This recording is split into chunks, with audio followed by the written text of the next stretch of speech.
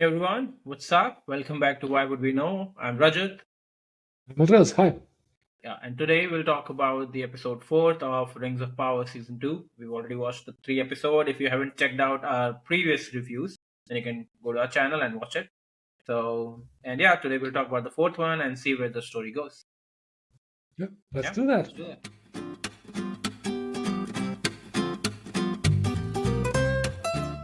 So, the episode starts with, Galadriel and Elrond basically leaving for a region. And Right. Did you yeah, notice something? I did. I know what you're gonna say though. I know. Yeah, they're going on foot. That's that's They're going that's on foot. that's very strange, Yeah. considering that the distance between Eregion and Khazad-dûm. Oh Yeah. no, Not Lindon and, Khazad-dûm. and Eregion. Region. Lindon. Yeah, Lindon, Lindon and Lindon region. and Yes. Yeah. Eregion. Yeah. Yeah. Yeah. It's a long, long way, 300 kilometers or something like Yeah. that, and they are in a hurry. We Yeah. have to do it. We have to do it as soon as possible. Yeah, Yeah. let's go by foot. Let's go by Don't foot. take the horses or something. Yeah. That was super weird. I mean, these are like pretty not pretty. I mean, like a lot of small mistakes that they have been doing in the show for sure. You know. And for no reason. I mean, what's the point? Mm-hmm. There's no point actually. I mean, Every scene that we see, they could make the same way because they would get off their horses and then examine the bridge or yeah. whatever.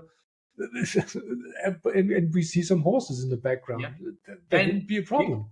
yeah, and like from that point on, when they reached there, they saw that the bridge has collapsed, right? Yeah. And then they're like, okay, we cannot go across this bridge. We have to take a detour via this dangerous jungle. And then, I mean, if they had those horses, then whatever trouble that they would find in that forest, they could basically, go past it quickly, you know, and not stay because they're on foot. Anybody can capture them easily. Hmm. So Yeah. So yeah, but yeah, that's I don't know. Weird decision they made, but yeah. yeah, yeah. But yeah, then they, like I said, they see that the bridge has been destroyed by lightning, supposedly, and then they are And forced to. they assume this must have been Sauron. There's no other Yeah. way. Hmm. Okay. What do you think it could be? Like Sauron or something else?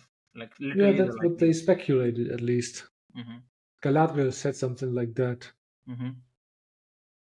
So yeah, I But mean, yeah. then they basically ended up taking the detour and reached to this dangerous forest, which is full of creatures and I know like ghosts, literally, and they literally met ghosts. I think, right?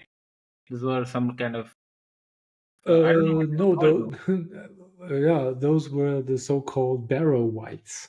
I Barrow. didn't know this name either because the Lord of the Rings I watched in German, not in English, so I don't know Are they the what they similar are named. ones that we saw in the Hobbit movie?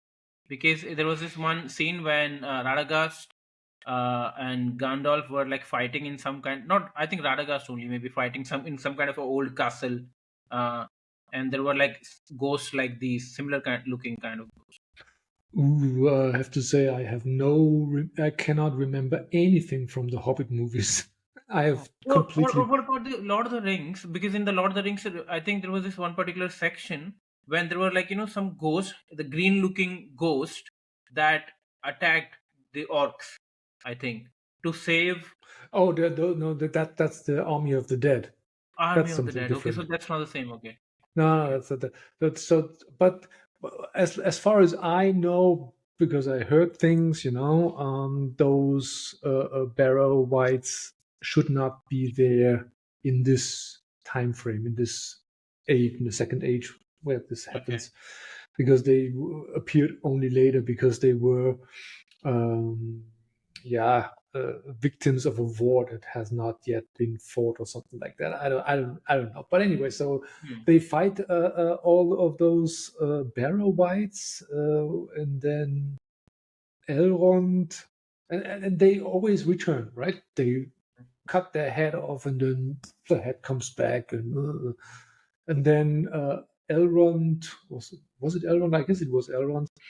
who pulled the weapon out of the grave and then killed one of the Barrow-wights with his own weapon. Hmm. And then he said, "Hey, the only way to kill them is by their with their own weapons." Yeah. But I just understood this afterwards, after the fact, when the scene was playing out, because it was so quickly Yeah. over. And then they all got defeated, and then well, that's fine. Ho, ho, ho. And I was like, what?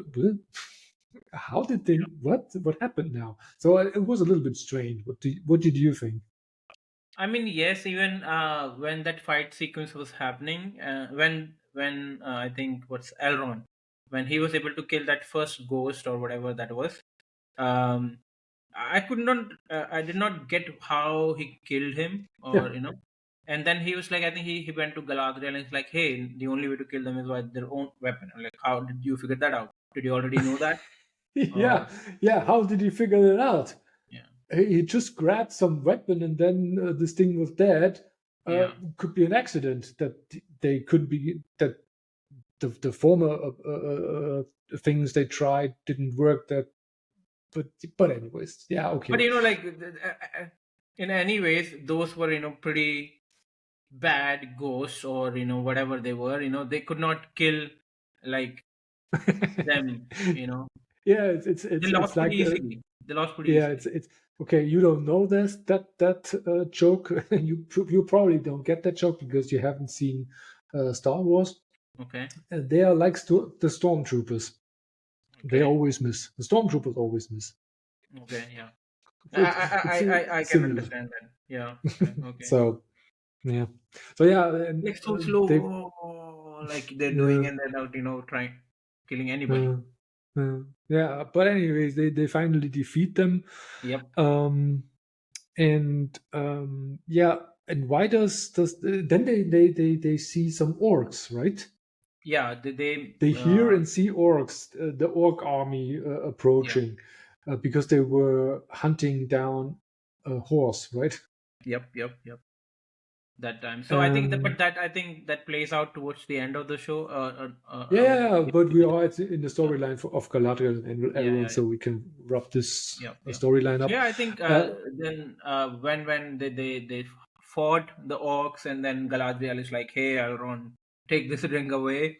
I don't want it. You have to protect this ring." And I think this tension between Elrond and Galadriel is pretty visible. And even after Galadriel took the ring off, Elrond oh doesn't no, believe her. no, another thing happened. This one elf was shot by this orc arrow, He and died. Galadriel. No, he did not die because Galadriel Uh, took her hand with the ring and healed him with the ring. oh And that's yes, when yes, and that's yeah, when Elrond saw, oh, maybe this ring isn't bad, isn't because he bad. Yeah, helped heal this wound. yep, And then Galadriel says, "Hey, I'm gonna distract the orcs, and you go to Eregion. You run to Eregion. Huh? Too bad we didn't bring horses. So you here have my ring, protected with your life. This is more important than my life." yeah, And I stay back, and you go to Eregion, and that's what Elrond actually does. And then they run yep. away, and then Galadriel stands there and, "Ah, you orcs, blah blah blah." She's I guess she was insulting them. Not insulting, but like trying to fight. But then she was Yeah, captured yeah, by and him. and yeah, yeah, and she, of course, the badass that she is, fights 10 orcs at once and blah blah blah, but still was outnumbered, and captured. Yeah, Yeah, and so I think that's that. the interesting point was also what I was saying, that the tension between Elrond and Galadriel, like, it's still visible. I think, even though he was happy to see what the ring did, because they were able to cure the wound. But then when Galadriel finally took it off and gave it to Elrond, and it was like, she's not giving the ring away, willingly. It's like she just want to protect the ring. Otherwise, she would keep it. If there were no ox, she would not take it off. No, So, of course and not. I think Elrond still doesn't trust her fully. Hmm. Yeah. So I guess I don't know, like, if they're gonna explore this tension even further, or it'll be just like that. Now they are friends again. maybe. Yeah. But Yeah. yeah, now moving forward, then we see our Ishtar basically meeting this mysterious man called Tom Bombadil. I just, found his character pretty weird. I just did not understand the need of him. Okay, Um, so okay, let's talk about Tom Bombadil for a minute. yeah, Okay, so you don't know Tom Bombadil, right? no. Yeah, because you did not read the books. Uh-huh. If you read the books, you would know Tom Bombadil. It's the most fascinating figure in the whole Tolkien lore. Mm-hmm. It's the most mysterious figure in the whole story. And everybody, Okay. every Tolkien fan was disappointed that Tom Bombadil was not part of the Lord of the Rings movies. Okay. So what happened in the Lord of the Rings book when Frodo and his friends, Sam, I guess at this point it was only Frodo and Sam, when they went to I guess it's called the Old Forest. Yeah, they met Tom Bombadil because what happened? So I guess it was Frodo who was captured by a tree. A tree grabbed him and captured him. And then Tom Bombadil came along and said, "Hey, you should not be awake. Give him free again." And Hmm. then the tree, I don't know, his the old willow tree or old willow man, something like that. He has a name. This tree has a name, and the trees in the old forest live, and they are kind of evil, and the only person who can control them is Tom Bombadil.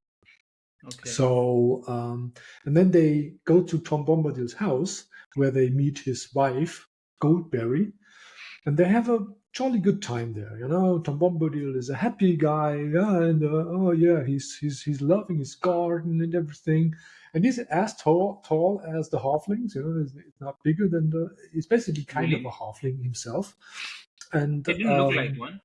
yeah, yeah. I come to that when I explain the background of Tom Bombadil. So Frodo offers then to give him the ring because he doesn't want to have the ring anymore. So he offers Tom Bombadil the ring. And Tom Bombadil takes the ring and looks at it, puts it on his finger, nothing happens. And he said, "Oh, hmm. Yeah, but no, I don't want I don't want to take it because I just would I would just lose it, Hmm. because I don't care for it. Huh? So here, have it back." So he gave it back to Frodo, and he doesn't want the ring, but because it had no effect whatsoever on Tom Bombadil. And yeah, that's that. Then Frodo and Sam left, and that's what happened with Tom Bombadil. So and the speculations. There are plenty of speculations in the fan community of the Tolkien what Tom Bombadil is. Some say that Tom Bombadil is basically the what do you call it, impersonification Right. of J.R. J.R. Tolkien himself. So it's basically the author as a Just figure like in the book. just like So of Stalin. Stalin of Marvel. I don't know. He just appears in all the Marvel movies Oh, somehow. Stan Lee. You mean Stan Stanley, sorry, Lee? not Stalin. Stanley. That's Whatever. Stalin. Yeah. Stalin. Anyways, yeah, something like that. So a cameo figure of the author Tolkien himself. Others say that Tom Bombadil, because he's the oldest. Nobody is older than Tom Bombadil. He's the oldest living thing on Middle Earth. What is he? Is he So like a man? Is he elf? What is he? that's completely unknown. That That's nobody weird. knows. So there is speculation, and one speculation is that he is Iluvatar himself. And you know who Iluvatar is? Iluvatar is basically the creator of the whole world, basically God. You Okay. know. So So it's and Tom basically like Bombadil, God. Is God. some say Tom Bombadil is Iluvatar in his form as man or something on Middle Earth. So that's what Tom Bombadil is according to Tolkien. And Okay. now we're back to Rings of Power. Now we are. So, what do you find so strange about this Tom Bombadil figure? I mean, I could not understand his whole being there. Why was he there? Even like going back to the sixth episode till I watched. I mean, I saw what happened towards the end, but still, like his conversation with him and everything was just like it felt forced to me. It just didn't feel like character that I would like to watch again. It was just not good. Yeah, yeah, and what I did not like is because he has been always depicted as very colorful.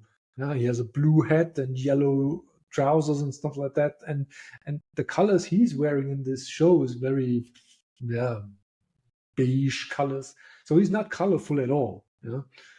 But yeah, what they intend to do is that Tom Bombadil is basically the teacher of Gandalf. Yeah. Okay. Yeah, I have to mention Angry Joe Show again. They want to establish a kind of a Yoda figure.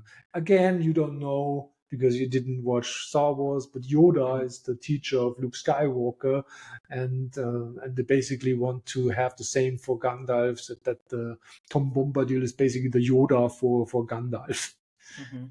Yeah, interesting take. Yeah, that yeah, I can see what why they think that this is probably the way the showrunners did here Because with Tom they Bombadil. have been trying to establish that this Gandalf guy, or if he's actually Gandalf, we don't even know that for sure right now. But if he's Gandalf and he's in need of guidance, so they, I guess, needed some kind of a teacher kind of a figure in his life who Yeah, can guide him to that path or something. yeah, So but the whole thing of guidance doesn't make any sense yeah, yeah, because that's what I mean. Gandalf, Yeah, uh, at this stupid. point, first of all, he wasn't around in this time period. He wasn't around in the Second Age. He just arrived on Middle Earth in the Third Age. So Tom after Bombadil. all of the things happened. Huh? Tom Bombadil, you mean? After what? You're saying the Tom Bombadil arrived in the third age. No, not Tom, but Gandalf.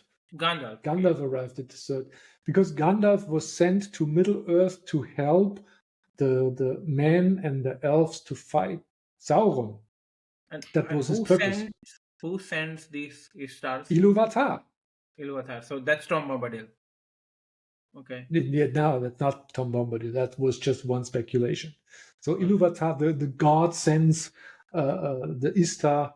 All five Istars are sent to help men and elves to fight Morgoth and Sauron. Morgoth not so much because he's already defeated, but to fight Sauron. The Third Age starts. When does the Third Age start? It starts as soon as Isildur cuts off the finger of Sauron and gets the ring. That's when the Hmm. Third Age starts, and that's when Gandalf first arrived on Middle Earth. So him being here on Middle Earth is wrong. He is not there yet. Hmm. And the other thing is, since he is a Maya, he is as old as the world. So he is way older than every elf on Middle Earth. He doesn't need any practice for his powers. He knows well what to do. So this whole thing that he needs a teacher, yeah. In the book, do have they described stars as people who just come to Earth and they already know what to do, or they just figure out stuff first and then they get to the business? They already No, know. they are wizards. Okay. They already They should have know what to what to do. do. They know their powers and everything. Okay. Yeah, yeah. Then it's So yeah, weird. I mean, this so yeah, whole so this whole storyline of Tom, him finding himself and powers, it's weird. yeah, so this whole Tom Bombadil, they just put in Tom Bombadil to have Tom Bombadil in the show. That's the only Hmm. reason they did it. And I also think, like whatever story that they're building for Ishtar, they're stretching it too much right now. So far he should have gotten Yes, his powers or staff or whatever that he's looking for. Um, yes, yeah. The whole Harfoot Sture yeah, Gandalf storyline is just there to stretch the storyline yeah.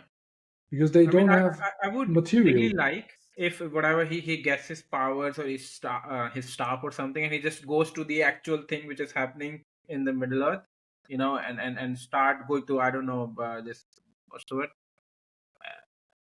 I don't know which city was it where Elrond and Galadriel were going. Eregion, sorry. Eregion, yeah. Yeah, goes there, help. You know. No, yeah, that wouldn't make any sense because, like I said, Gandalf wasn't around there. That So he did whatever, not have any maybe effect. he's not Gandalf. Maybe some other star, the two star that you said that we None of don't the know. Istars were there. All of them were sent in the Third Age. All of All them. these stars were sent in the third age. Yes. Okay. So Ah. Oh. So okay, then this is complete I different might I timeline might or. be wrong, but yeah.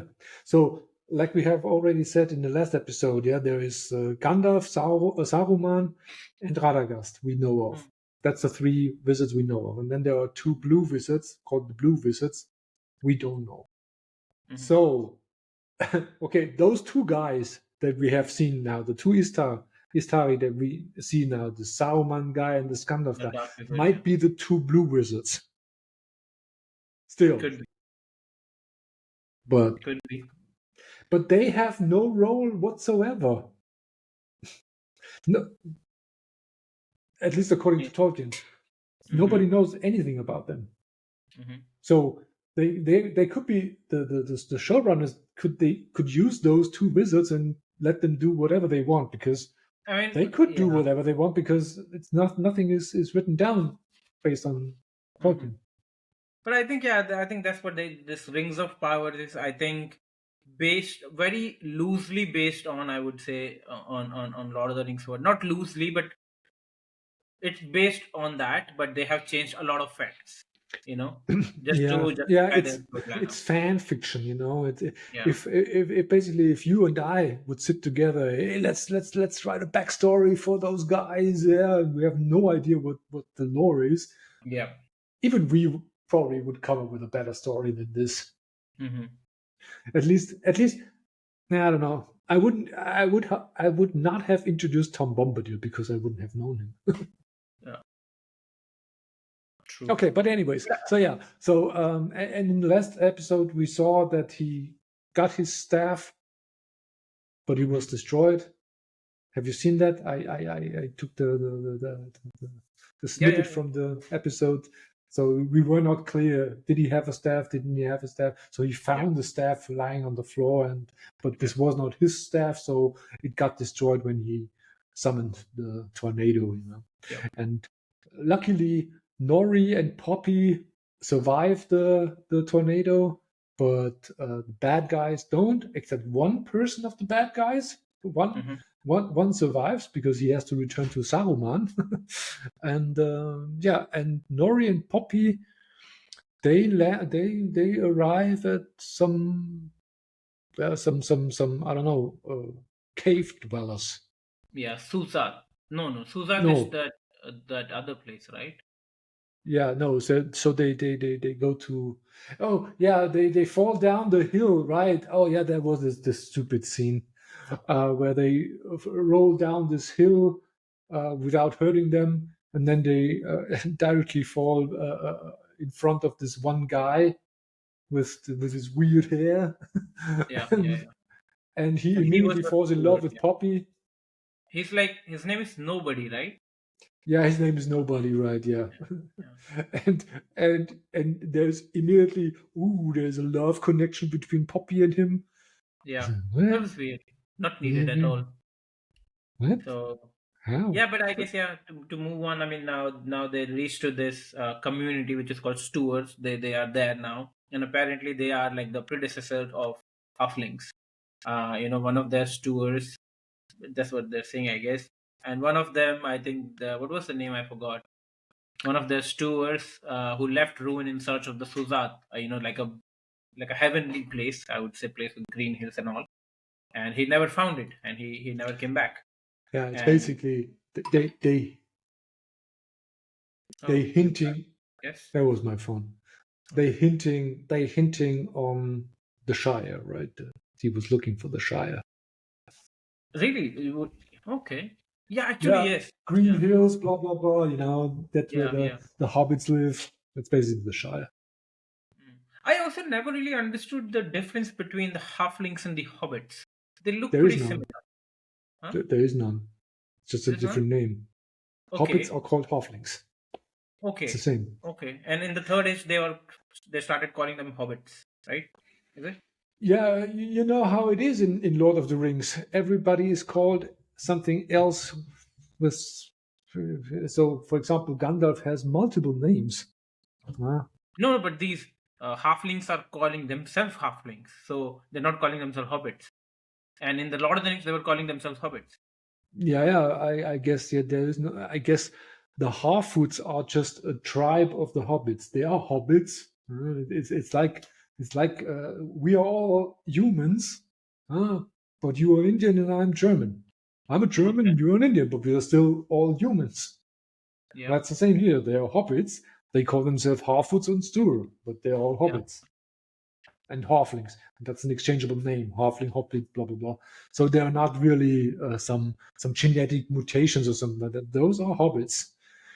Yeah, but probably Amazon doesn't have the rights to the name Hobbit, so that's why they did it. Could Or I, be. I don't I Could don't be. understand this whole thing with the Harfoots. They want to have hobbits in there, and maybe the hobbits appeared only in the Third Age.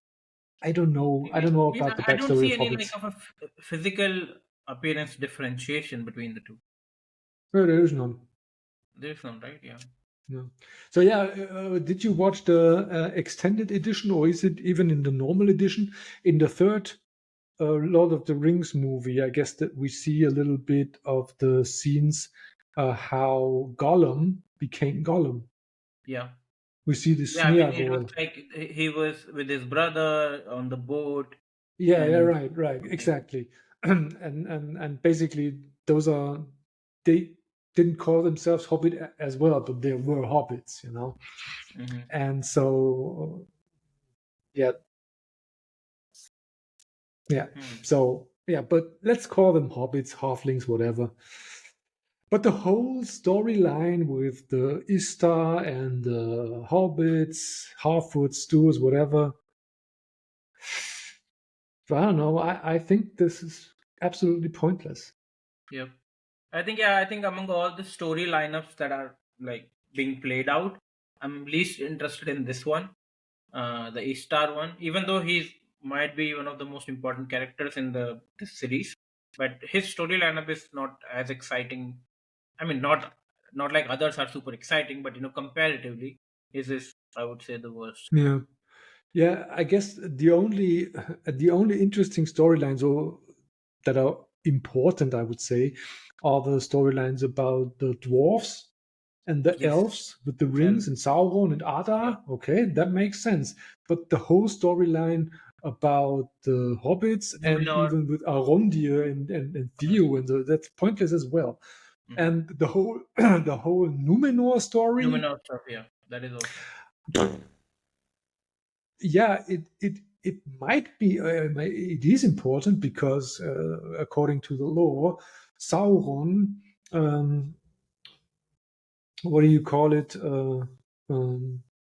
What's the name? But yeah, I don't know the English word right now, but he is basically making Al-Pharazôn to no longer worship the Valar gods, but Morgoth, his boss, basically the bad guy.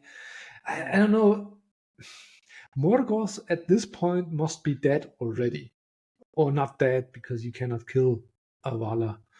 Um, there's an interesting backstory. So Morgoth, because you don't know the lore, Morgoth is basically a Valar. It's basically second to the Outcast. to the Iluvatar. So there's Iluvatar and then the Valar, and Morgoth is one of them. Mhm. And he's the bad guy. He's a real bad guy because he wants to rule Middle Earth and wants to destroy everything. And one of his helpers, his little minions, is a guy named Sauron. Yeah. And Morgoth gets defeated in some crazy war in the First Age, and Aule creates what do you call it? A neck what did you call it when you not handcuffs, but for the neck, where he's Something, yeah. tied to a rock in the middle of the center of the earth. He is tied to a rock with Okay. his with a what is it called? A collar, a I don't know, collar, some right? A like a collar cuff, made out neck of his cuff. crown. A few moments later. Uh, the other story, we see Aaron Deer, basically finally figuring out that this Astrid girl is one of the wild men, and and then he tells that to Isildur as well, and they're both like, they both figured it out, yes, and they are Yeah. taking her as a prisoner, uh, you know, to lead them to where I think what's the name of Theo? I think to find Theo basically, if she knew, and I think she basically earns back the trust of both of them, Isildur and Arondir, when they meet this nameless creature, as they said. But it looked like a, I don't know, giant spider, not a spider. No, some kind of worm or something like that, or a Yeah, some kind of snake, a a worm. Yeah. giant snake. Yep. Yep. And yeah, the whole scene was weird. The only purpose of the scene was, hey, look, Astrid isn't bad after all. She first ran away, but Yep. then this creature swallowed both Arondir and Isildur because Isildur was stuck. And again, I stood in front of the thing and okay, Isildur's fine. Yeah. Nothing going to happen to him. Yep. He's not going to die. Because we know that he cannot die. He has Yeah. plot armor. He cannot die. So Cannot die. no tension whatsoever for me. Hmm. So yeah, I Anyway, mean so that was like a not so needed kind of a scene as well in the whole episode, but they did it yeah. anyway. So what happens is they get swallowed and then sucked in this pool of mud or whatever it is, and Mhm. Astrid is running away, and then we see blubbering mud, blah blah blah, and we all supposed to think, oh, look at her, She she's ran running away. away the first occasion. Oh, she Mhm. betrayed them. And then she returns and holds down this stick, and then Arondir cuts himself away through the skin of this creature, And and the weird part is that when she puts the stick in, it's not like they are like grabbing it and like struggling to get up. They just pop up like something like it jumps out. That creature with yeah, Arendir. which doesn't make any sense because Yeah. just a second ago we saw that Isildur was sucked down and Yeah. Arondir couldn't get a hold of him, and Yep. now Astrid holds him down a little stick and they can escape. That doesn't make any Yeah. sense. Stick didn't help at all. It just, I don't know. They just wanted us to believe that stick did the trick. You know. The stick did the trick. Yeah, exactly. And it rhymes, and if it rhymes, then it's okay. Yeah. Yeah, anyway, And so that's just the purpose. It was fulfilled. Okay, Astrid is not bad, and yeah, whatever. I don't know what this Astrid is about. I don't know. I don't care about this yeah, Astrid. What's her purpose at all? I don't know. It's I mean, another so far love it's like interest for she Isildur. seems like that she might be the love interest of Isildur. Yeah. I don't know. She might play a bigger part later, but so far none. It's just like Yeah, but anyway, so yeah, we continue because they are on the mission to find Theo, and they finally find Theo, and that's another whole storyline that it's so unnecessary. So all the guys where Isildur uh, found his horse, and rescued Beric, and Theo was captured by some unknown creature, mhm. and all the white men were also captured because they were felling trees, and that's the reason why they were captured by these trees. Mhm. And one of those trees, a female ant, came and talks to Arondir. What did you think about this scene where this female ant was talking to Arondir? Did you fell a tree? What do you I what mean, will you make of that? I think anybody could make a fool out of that female ant tree. because she was asking question, did you do that or did you then you're like, yeah, I did not do that. You can just make a fool out of them and get whatever you want out of them. So I think again, like you were saying, this whole thing scene is not needed. I mean, they didn't have to show us that Isildur lost his horse. If he didn't lose his horse, then they would not go. He would not go with Theo to look for it, and he finally got his horse, but then he lost Theo, and then again, then Arondir and Isildur have to go again together to basically rescue Theo now. Yeah, This entire story is happening why, because he lost his horse, which is yeah, messed up. yeah, and the whole thing that Ents are getting mad if someone is felling trees or something like that.